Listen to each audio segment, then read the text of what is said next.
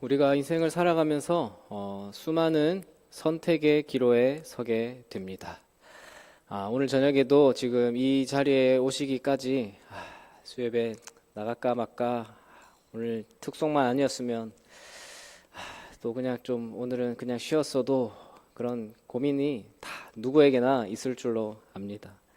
사회생활을 다 하시고 또 저도 직장을 다녀보니까 이 수요일날 수요 예배 나오는 게 참 힘들더라고요. 아니 뭐 직장이 아니더라도 일주일을 살아가는 데 있어서 이 수요일날 이 예배 자리 저녁에 예배 나오는 게 제일 애매하고 힘들어요. 그럼에도 여러분들은 이 자리에 나오시는 선택을 하셨고 그 선택을 하나님이 기뻐 받으실 줄 믿습니다. 그래서 지난 시간에 지지난주죠. 인생은 B와 D의 사이의 C다. B, birth, 태어나서 D, death, 죽음까지, 태어나서 죽기까지 그 사이에 C로 이루어져 있다. C가 뭐였습니까? 선택. 태어나서 죽기까지 매 순간 선택의 기로에 우리가 서 있다라는 것이죠. 그래서 지난번 그 말씀 제목이 선택이었어요. 솔로몬의 아들 르호보암이 솔로몬에 의해서 왕이 되는데 그 과정에서 두 가지의 조언을 듣게 되죠. 첫 번째 하나는 그 노인이라고 나오는 원로들의 조언. 왕으로서 백성들을 섬기고 그 고역의 멍에를 가볍게 해준다면 그들이 영원히 왕의 종이 될 거니까 그렇게 하시라라는 조언과, 또 하나는 자기 친구들, 자기랑 함께 자라났던 그 신하들의 조언. 내 새끼손가락이 내 아버지의 허리보다 굵다. 그만큼 더 강하게 나가야 된다라는 조언. 그 조언 사이에서 친구들의 조언을 따르는 선택을 하게 됩니다.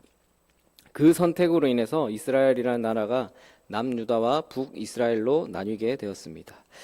한 나라가 둘로 나뉘어진다라는 것이 얼마나 큰 충격이었겠습니까? 우리나라도 해방 이후에 지금까지 남북으로 분단되어서 오늘까지 이르고 있기 때문에 이 분단이라는 것에 대한 아픔과 현실이 어떤 건지 우리도 잘 알고 있을 겁니다.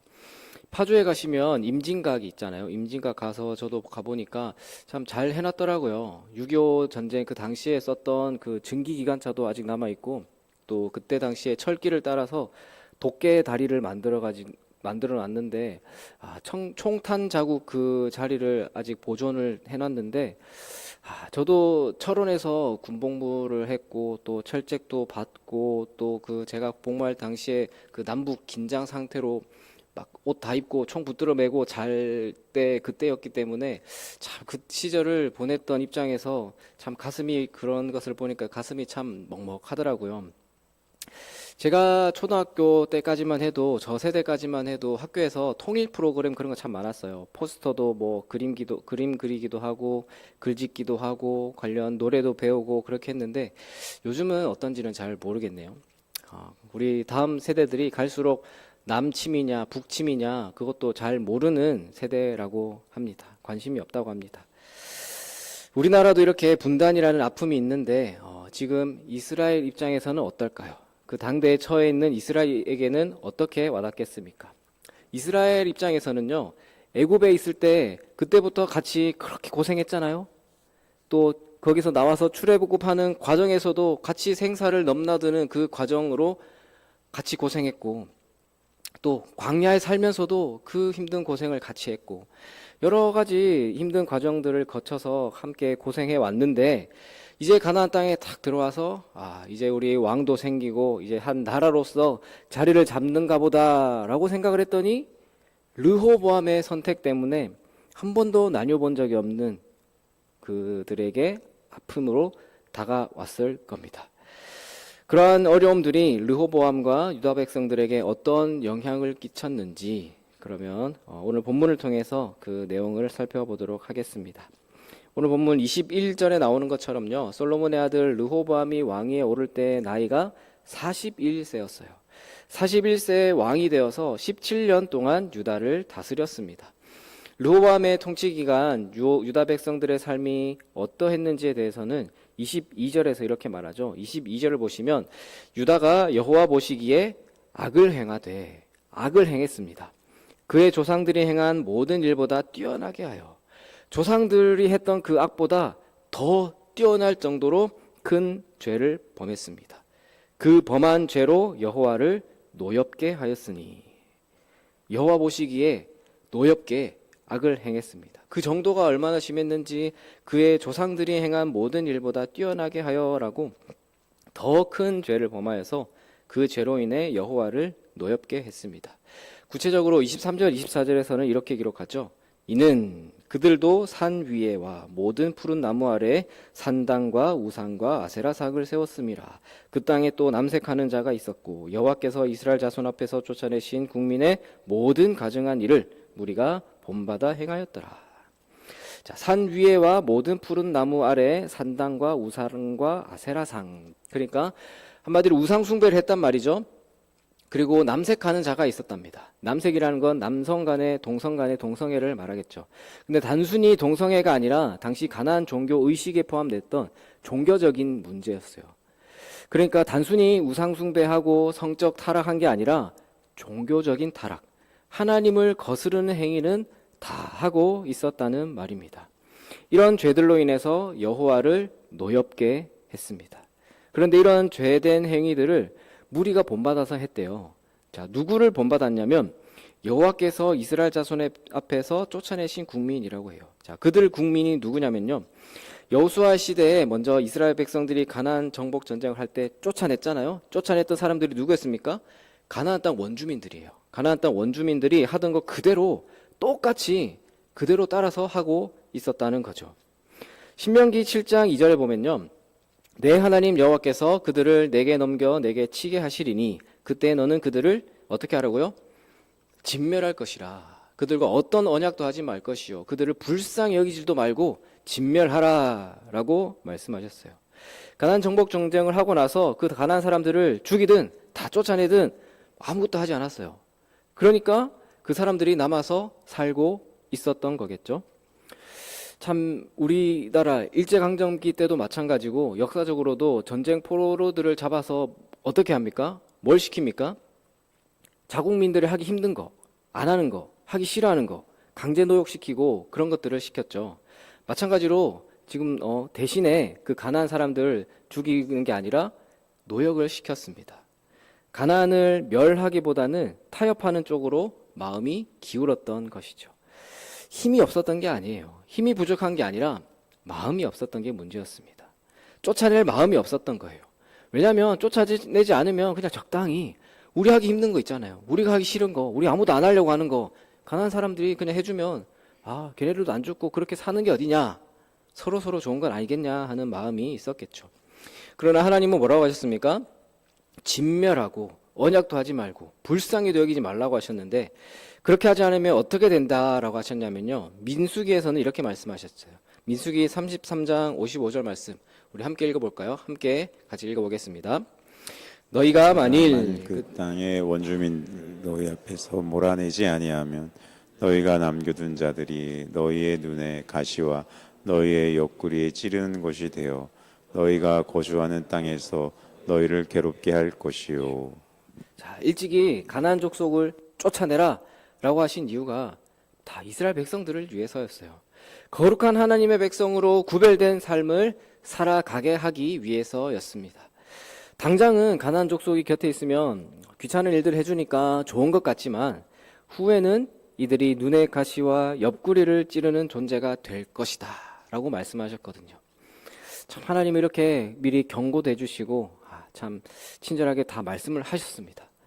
그러나 그렇게 하지 않았더니 결국 그들이 끈질기게 살아남았고 유다 백성들은 그들에게서 우상 숭배라든지 남색하던 거라든지 온갖 죄는 다 배운 거죠. 다윗은 그 선대 다윗은 하나님의 마음에 합한 사람이었고 위대한 믿음의 사람이었다라는 평가를 받는데 다윗의 아들 솔로몬과 또 다윗의 손자 르호보암 이 시대에 와서는 이렇게 악을 행하였으니 참 안타까울 따름입니다. 그래서 오늘 말씀은 이 내용의 말씀을 시작하면서 솔로몬의 아들 르호보암이라고 확실하게 딱 말하면서 르호보암 시대에 이렇게 되었다라는 것을 강조하는 것입니다. 그러니까 지도자로서 르호보암에게 책임이 있다라는 것을 분명하게 밝히고 있는 것이죠. 또 한 가지 더 안타까운 사실은 르호보암은 오늘 이 내용 이전에 이미 한 번의 실패와 아픔을 겪었는데 그런 경험이 있음에도 불구하고 그 아픔을 통해서 아무것도 배우지 못했다라는 사실입니다. 지난 시간에 12장에서 사람들 다 떠나갔잖아요. 이렇게 해달라고 했는데 안 해주니까 다 떠나갔어요. 그래서 나라가 두 쪽이 되었어요. 그러면 어느 정도 반성하고 깨닫는 게 있어서 잘 해보려고 노력하는 그런 모습이라도 보여야 될 텐데 그런 내용이 없어요. 참 르호보암 개인에게도 아픔이었겠지만 민족적으로도 큰 아픔이었습니다. 르호보암은 그 경험을 통해서 하나님이 기뻐하시는 삶을 살지 못하면 언제든지 이런 비극을 겪을 수 있을 거다라는 것을 배워야 되는데, 깨달아야 되는데 아쉽게도 전혀 배움이 없고 오히려 어떻게 되고 있습니까? 깨달은 바가 없으니까 더한 걸 하는 거예요. 이 상처가 나면 아물 때까지 조심해야 되잖아요. 근데 계속 그 상처 부위를 덧나고 아물지도 않은데 또 덧나고 이러면 그 부위를 못 쓰게 될 정도로 기능을 상실하게 되는 것과 마찬가지입니다. 이제 이어서 25절을 보시면 르호보암이 그 일이 있고 왕이 된 지 5년이 되던 해에 어떤 일을 겪게 되죠. 25절 26절에서 르호보암 왕 제5년에 애굽 왕 시삭이 올라와서 예루살렘을 치고 여호와의 성전과 보물과 왕궁의 보물들을 모두 빼앗고 또 솔로몬이 만든 금 방패를 다 빼앗은지라. 자, 르호보암 왕 제5년에 애굽의 왕 시삭이 올라와 가지고 예루살렘을 치고 여호와의 성전의 보물과 왕궁 보물을 다 빼앗고 솔로몬이 만든 금방패까지 다 빼앗아 갔다라고 합니다. 자, 여기서 금방패라고 나오는데 금방패는요 단순한 장식품이 아닙니다. 하나님께서 다윗과 솔로몬에게 주신 영광과 보호의 상징이에요. 근데 그것을 다 빼앗겼다라는 것은 무엇을 의미할까요? 하나님의 보호와 영광이 떠났다라는 겁니다. 자, 그러면 어떻게 하면 좋을까요? 자, 이제 르호보암은 어떻게 대처를 하면은 좋겠습니까? 이를 대체했다라는 거예요. 참, 근데 이게 빼앗겼다라는 것 자체가 큰 수치를 당했다라는 거거든요. 근데 노수로 했다고 만들었는데 겉모습은 똑같아요. 똑같이 생겼어요. 근데 본질이 다릅니다. 본질이 다른 거예요. 속은 텅 빈 것과 마찬가지입니다. 솔로몬 시대에 누렸던 그 부귀와 영광은 순식간에 사라지고 이제는 수치만 남은 거예요. 고통만 남게 된 것입니다. 마치 무성한 나무가 잎을 자랑했는데 잎이 다 떨어지고 앙상한 가지만 남은 꼴이 된 것입니다. 이러한 르호보암과 이 유다 백성들의 수치는 결코 애굽 왕이라는 그 시삭이라는 왕 때문에 우연히 겪게 된 일이 아닙니다. 하나님은 다윗과 솔로몬에게 그 후손들이 하나님을 믿고 따르고 말씀을 순종하면은 그 왕위를 견고하게 해주겠다라는 약속을 분명히 주셨죠. 또 반대로 그렇게 하지 않으면 하나님을 버리고 말씀을 떠나면 하나님이 큰 벌을 내리실 거다라는 것도 동일하게 여러 번 말씀해 주셨습니다. 르호보암이 다스리던 시절에 이처럼 국가적인 수치를 당한 것은요, 그 말씀이 이루어진 겁니다. 자, 그렇다면은 그런 국가적인 수치를 당했을 때 르호보암은 왕으로서 어떻게 해야 되겠습니까? 자신의 잘못을 뉘우치고 회개해야 했습니다. 그렇지만 르호보암은 그렇게 하지 않았습니다. 애굽 왕 시삭이 예루살렘을 침공하고 숱한 보물을 탈취해간 그 사건은 르호보암 몇 년이었다고요? 5년에 일어났어요. 자, 아까 처음에 르호보암이 유다 왕으로서 통치한 게 총 17년이니까 17년 중에 5번째 해 5년에 일어났으면 그 사건 이후로도 지금 12년이라는 시간 동안 더 왕으로 있었어요. 12년이라는 시간을 더 유다를 다스렸습니다. 12년 동안 더 통치하면서 잘못을 깨닫고 바른 길로 회개해서 돌아왔다면은 참 그런 내용이 있으면 좋겠지만 그런 건 아니었던 것 같아요. 그런 내용이 없습니다. 오히려 30절에 보면요, 항상 전쟁이 있었다라고 그랬고요. 또 역대하 12장 14절에 보면요, 르호보암에 관한 얘기를 언급하기를 르호보암이 악을 행하였으니 이는 그가 여호와를 구하는 마음을 굳게 하지 아니함이었더라. 르호보암은 여호와를 찾지를 않았어요. 하나님을 찾지 않았기 때문에 악을 계속 행하였다라는 말입니다. 그러니까 르호보암은 여러 번 아픔을 겪으면서도 그게 아픔으로 다가오지 않았고 또 깨달은 바도 없었던 것이죠.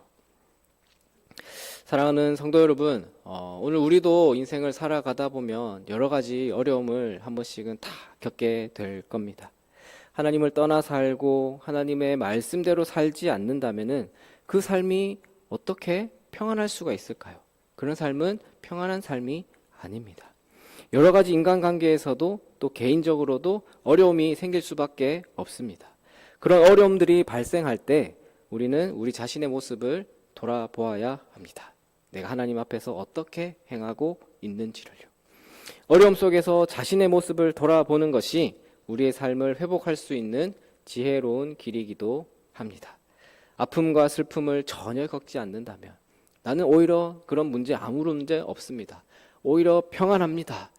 너무 좋습니다. 그러면요, 오히려 그게 복이 아니라 불행일 수도 있습니다.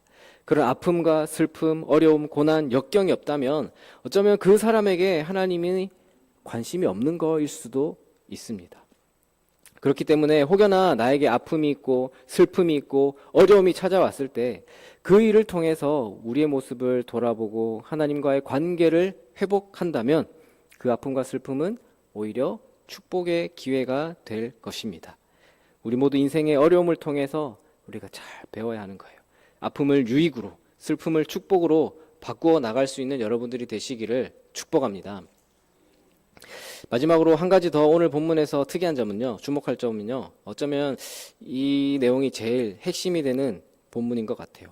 21절, 처음 시작하는 21절과 마지막 31절에서 공통적으로 나오는 이야기가 있어요. 르호보암의 어머니가 누구인지를 언급하고 있죠.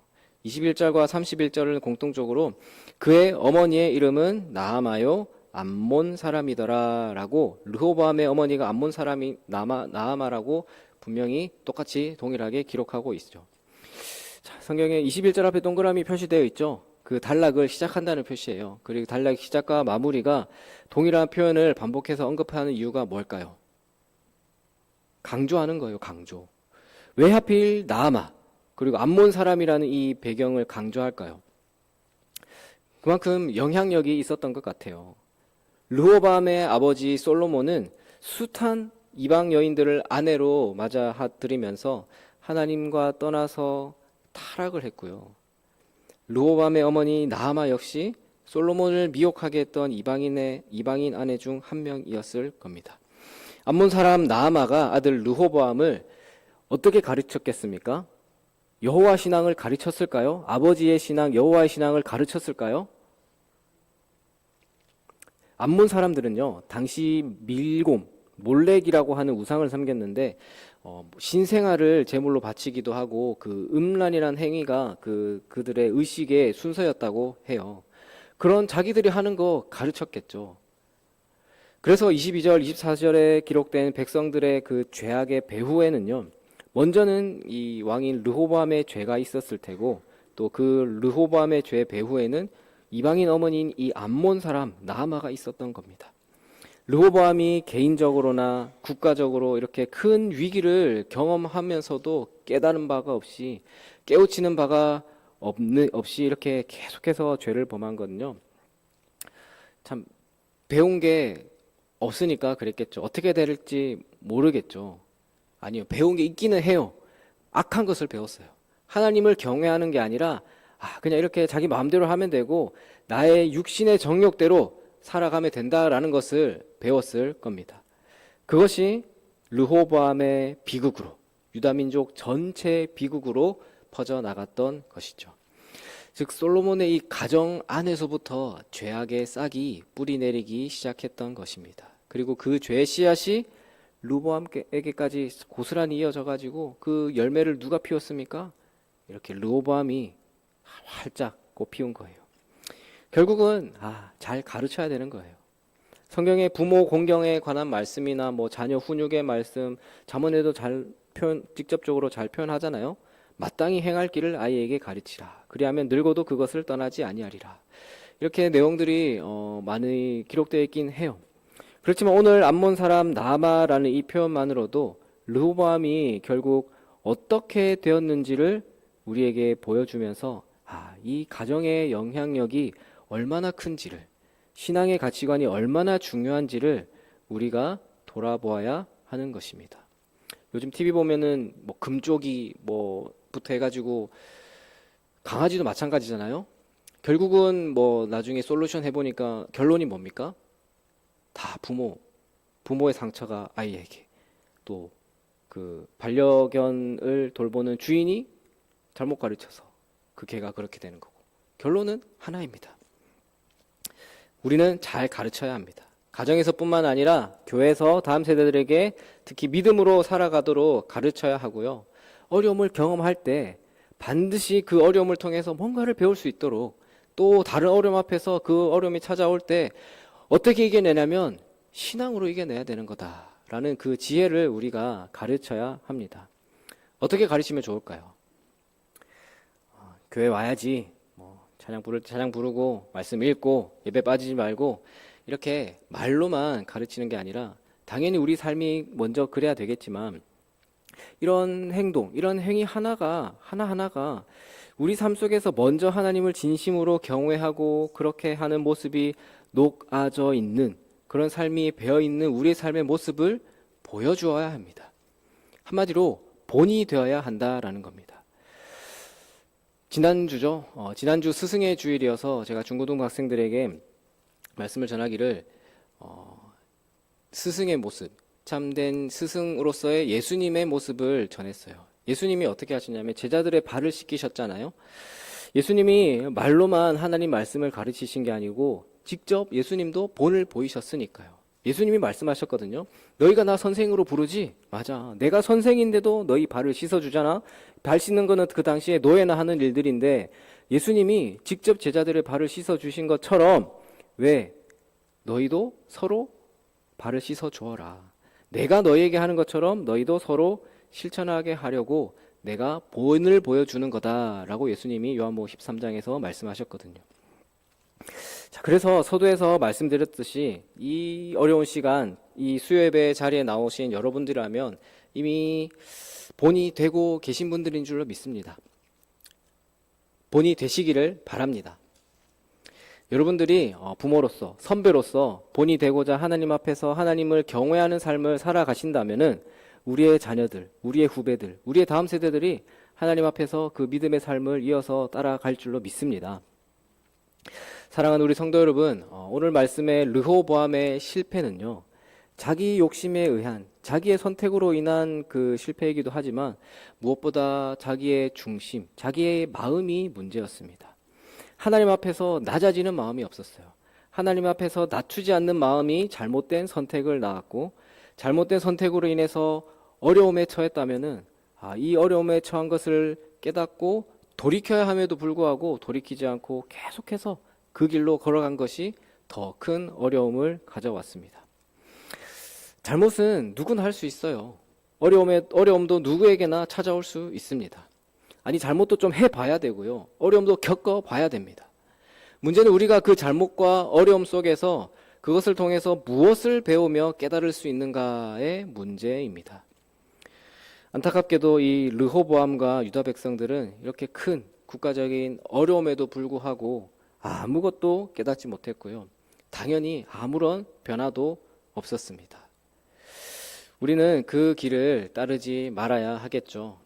하나님 앞에서 마음을 낮추는 선택으로 인해서 먼저는 우리 자신, 우리 개인을 살리고 또 우리의 가정을 살리고 우리 다음 세대, 우리 교회를 살리는 여러분들이 되시기를 바랍니다. 또 여러분들 각자 개인적으로나 또 공동체적으로 어려움에 처할 때 그 어려움 속에서 하나님의 뜻을 발견하고 하나님께서 주시는 그 지혜를 통해서 하나님의 뜻을 따라서, 무엇보다 그 말씀의 그 진리에 따라서 우리에게 주어진 삶을 살아가시는 여러분들이 다 되시기를 주님의 이름으로 축원합니다. 기도하겠습니다.